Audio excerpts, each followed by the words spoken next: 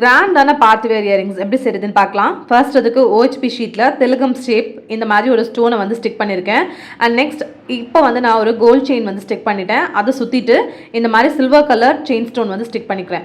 And இப்போ வந்து இந்த இடத்துல குந்தன் ஸ்டோன்ஸ் வந்து ஸ்டிக் பண்ணிக்கலாம். அதுக்கு மேலேயே இந்த இடத்துல ஒரு குந்தன் ஸ்டோன் வந்து ஸ்டிக் பண்ணியிருக்கேன். அதை சுற்றி ஒரு பால் செயின் வந்து இந்த மாதிரி ஸ்டிக் பண்ணிக்கோங்க.